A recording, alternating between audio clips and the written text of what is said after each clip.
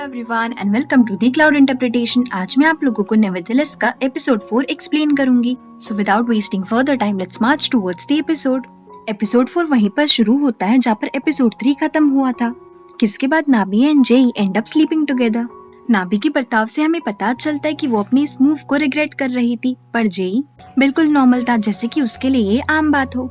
उधर क्रिस्टल भी अपनी फ्रेंड के साथ में ड्रंक होने के बाद नाइट स्पेंड करती है और वो दोनों ही सुबह इस बात को बहुत रिग्रेट करते हैं। नाबी के घर जेई उससे कहता है कि हमें कभी कभार अपने काम से फुर्सत निकाल कर मिल लेना चाहिए। नाबी उससे कहती है कि वो इस बारे में सोचेंगी। इतना सुनकर जेई वहाँ से चला जाता है। नाबी अपने मन में सोचती है कि क्या जेई का ये मतलब था कि वो कभी कभार उसके साथ सोना चाहता है विदाउट इवन डेटिंग हर। कैफे में क्रिस्टल अपने बेस्ट फ्रेंड से मिलती है जिसके साथ उसने रात बिताई थी। उस लड़के का नाम क्यूयुन था। क्यूयुन क्रिस्टल से कहता है कि कल रात जो कुछ भी हुआ वो उसकी तरफ से एक गलती नहीं थी और वो क्रिस्टल को डेट करना चाहता है। क्यूयुन की ये बात सुनकर क्रिस्टल हाइपर हो जाती है और उसे मना कर देती है, ये कहकर कि वो अपने डिपार्टमेंट के लड़के को डेट नहीं करना चाहती। क्रिस्टल की इस बात से क्यूयुन का दिल टूट जाता है और वो वहाँ से चला जाता है।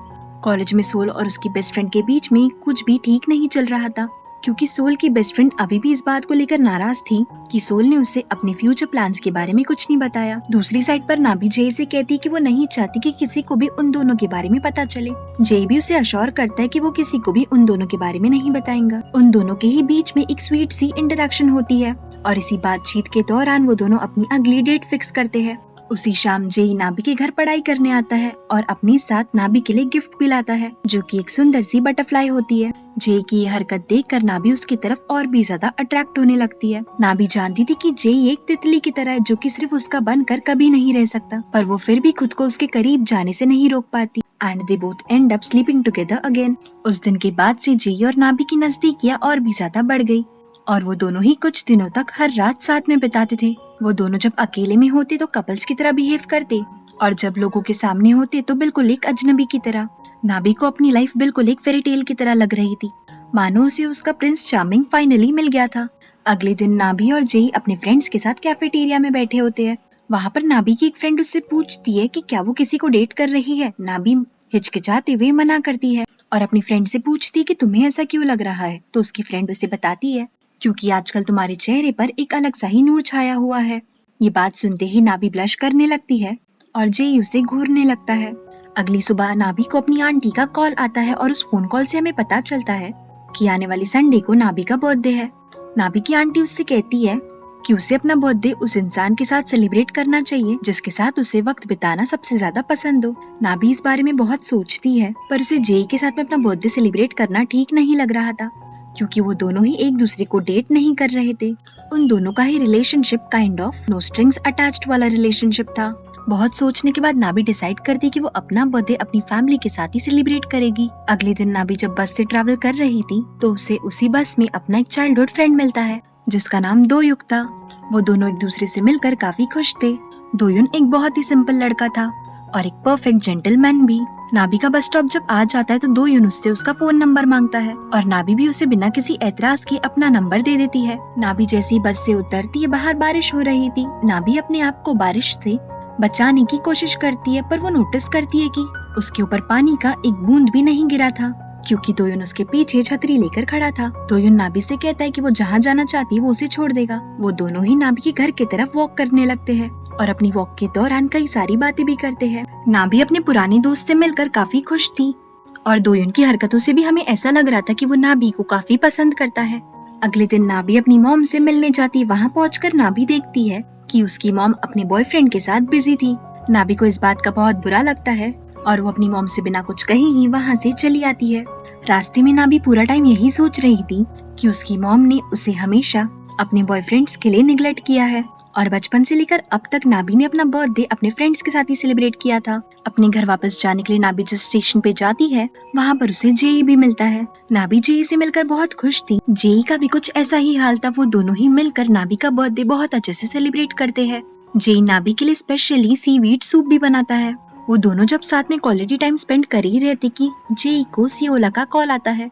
नाबी भी उस फोन कॉल को देख लेती है और उन दोनों के बीच में चीजें थोड़ी ऑकवर्ड हो जाती है। जेई उस फोन कॉल को आंसर करने के बाद में नाबी से कहता है कि उसे कुछ इम्पोर्टेंट काम आ गया है तो उस काम को पूरा करने के लिए अभी उसे जाना पड़ेगा। जेई की वहाँ से जाते ही नाभी को जैसे उसके घर का सन्नाटा काटने को दौड़ रहा था, तो नाभी थोड़ी देर बाहर वॉक के लिए जाती है। वॉक करते वक्त नाभी को दोयुन मिलता है, जो कि एक कैफे में काम कर रहा था। दोयुन नाभी को अपने कैफे में इनवाइट करता है और उसके लिए सीवीड सूप बनाता है। दोयुन को याद था कि आज नाभी का बर्थडे है।